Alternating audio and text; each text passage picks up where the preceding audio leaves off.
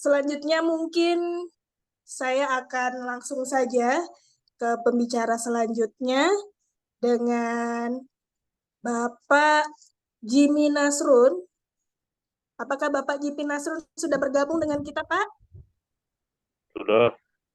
Suara Iya. jelas kan? Jelas, Pak. Selamat malam, Pak. Ya, malam. Ya, waktu dan tempat kita persilakan. Silakan, Pak. Ya, Assalamualaikum warahmatullahi wabarakatuh. Selamat Waalaikumsalam warahmatullahi wabarakatuh. yang saya hormati para pembicara tadi sudah didahului oleh Ibu Nur Hayati. Ini tante saya juga. Sama Pak Arkas ya, Pak Arkas Pidi dan Pak Roy Hendrayanto. Dan mudah-mudahan juga bergabung Toko Berau, Pak Makmur. Saya diarahkan sama yayasan ini sebagai tokoh sosial, ya. Mungkin secara historis ya, saya melihat Belanda itu pernah nego dengan 3 kesultanan, ya, Kesultanan Bulungan, atau proses penetapan 3 kesultanan ini sekitar tahun 1850. Nah, bangsa Eropa itu melihat bahwa jalur perdagangan internasional ini, kalau yang saya baca dalam secara historis, bahwa 2 kawasan Bulungan dan Berau ini memang tidak bisa dipisahkan karena ini menjadi sebuah kekuatan secara historis. Nah, jadi itu dasar pikiran saya bahwa saya itu setuju atau tidak setuju terhadap Berau itu gabung, ya saya sangat setuju, ya. Secara historis saya melihat seperti itu, ya, bahwa secara historis bahwa perdagangan internasional itu sudah berlaku di 3 kesultanan ini. Nah, kita ketahui juga secara kultural 3 kesultanan ini memang saling berhubungan, ya, berhubungan darah, berhubungan dagang dan secara maritim juga. Kalau kita melihat tadi juga disinggung sedikit oleh pembicara terdahulu, Ibu Nur Hayati, ada persoalan KIPI dan sebagainya. Ini memang dalam beberapa pemahaman kita secara geografis bahwa KIPI itu kan lebih darat, itu posisinya di Bulungan. Tapi pada saat di laut lepas itu kena pada posisi Kabupaten Berau. Nah, secara geografis 2 wilayah ini secara ekonomis tadi juga disinggung itu memang harus bergabung karena secara keamanan itu juga tidak efektif dan tidak efisien, harus melibatkan 2 Polda umpamanya seperti itu.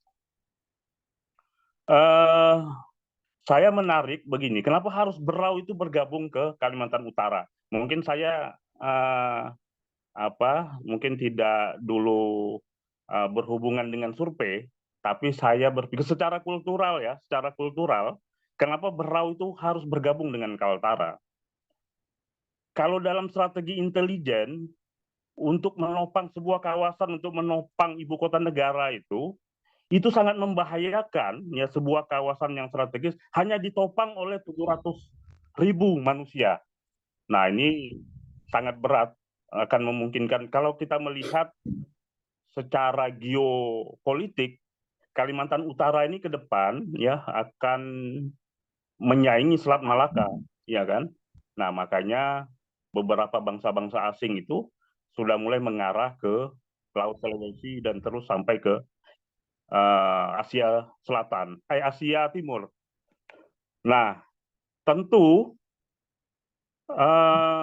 secara kultural, kalau kita melihat di zaman Orde Baru, Berau ini, suku Berau ini, ya beberapa suku yang ada di Berau atau Kabupaten Berau, itu adalah sebuah wilayah atau orang yang secara spirit kulturalnya sangat kuat sekali.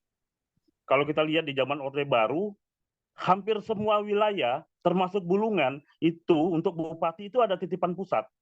Tapi kalau kita lihat Berau, ya hampir sebagian besar kepimpinan kepala daerahnya, ya itu masih orang Berau. Ya, nah secara spirit kultural kita membutuhkan Berau. Ya, kita sangat membutuhkan Berau secara spirit kultural. Kalau kita lihat juga hari ini sebagian besar wilayah Kalimantan itu masih ikut nama Jawa untuk kampungnya. Tapi Berau itu tidak mau pakai nama desa, tapi dia tetap memakai nama kampung. Ini menunjukkan bahwa orang Berau secara spirit, secara kultural itu sangat kuat. Dia agak berat diintervensi oleh pusat. Nah, kalau kita lihat proses perkembangan dunia begitu cepat, konflik di Indochina, ya, tentu posisi Laut Sulawesi dan terus ke Kalimantan Utara dan Kalimantan Timur, ya, ke depan kita melihat Kalimantan Timur itu akan dijadikan ibu kota negara. Ini kepentingan negara. Saya sampaikan kepentingan negara bahwa negara itu harus menyiapkan orang-orang warga negara yang spirit kulturalnya harus kuat di perbatasan. Nah, kenapa pertimbangan kita Kaltara itu harus dimasukkan Berau? Karena kita butuh, saya tidak mengatakan bahwa suku-suku yang lain yang ada di Berau ini kurang, ya, tapi dengan masuknya Berau itu semakin lengkap secara spirit kultural untuk menjaga NKRI. Nah, ini yang menjadi alasan saya, kenapa Berau? Ya, kalau kita melihat hari ini, Kabupaten Berau itu masih pakai nama kampung, dia tidak pakai nama desa, dia tidak diintervensi dengan nama Jawa. Ya, dia satu-satunya kabupaten di Kalimantan, mungkin hampir di Kalimantan, di Pulau Kalimantan itu adalah Kabupaten Berau yang tetap memiliki identitas. Nah, mungkin teman-teman yang kuliah di era 90-an ya di Kota Samarinda, ya, posisi kita itu kan sebagai orang utara. Saya mengatakan bahwa Berau sebagai identitas orang utara itu kan tatkala dia tidak bergabung Kaltara, dia pada posisi hilang identitas secara kultural, ya kan? Dia orang utara tapi ikut wilayah selatan. Nah, secara kultural ini sangat membahayakan. Saya tidak menyinggung APBD, ya.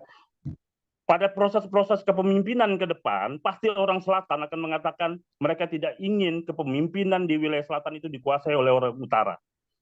Nah, saya pikir identitas Berau sebagai orang utara itu tepat di Kalimantan Utara, ya kan? Karena identitas Berau sebagai orang utara itu sudah terbangun puluhan tahun di wilayah selatan. Mungkin kita yang dulu kuliah tahun 90-an, kita sering disebut orang Berau, orang Bulungan, itu disebut sebagai orang utara. Tapi itu sebagai identitas kita, sebagai wilayah kita. Nah, tapi untuk kepentingan negara hari ini, tadi juga sudah disinggung, kalau posisi penopang ibu kota negara hanya berjumlah, provinsi di perbatasan hanya berjumlah tidak sampai 1 juta, ini sangat membahayakan secara intelijen. Infiltrasi asing itu begitu cepat, ya kan? Nah, saya berpikir APBN itu bisa disulap oleh pemerintah pusat. Kalau itu kepentingan pemerintah pusat, Papua hari ini itu kepentingan pusat.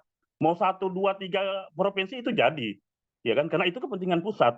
Apalagi APBD yang harus dipenuhi umpamanya Berau umpamanya. Kalau dia ikut Kaltara, tapi karena ini kepentingan pusat, saya pikir pusat akan memberi kelonggaran, ya, karena ini kepentingan negara. Karena ini adalah kepentingan negara.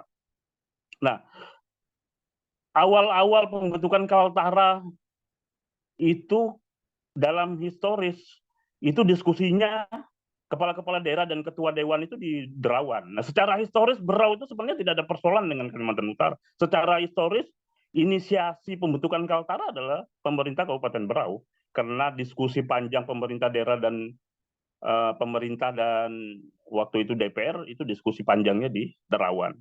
Nah, saya melihat waktu itu kepentingan Berau kalau tidak salah ya itu adalah persoalan ibu kota, ya kan?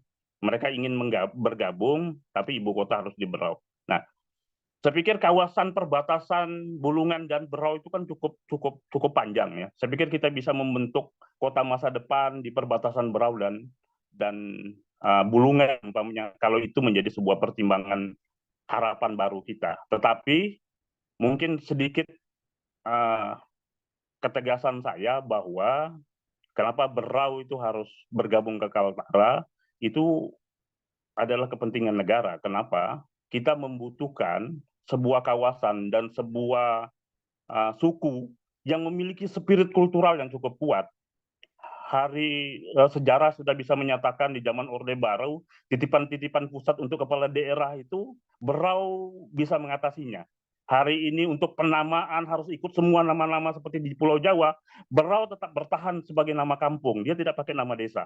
Nah, saya pikir kepentingan negara untuk menjaga kawasan di perbatasan itu Berau harus bergabung. Mungkin itu sebagai catatan penting saya. Terima kasih.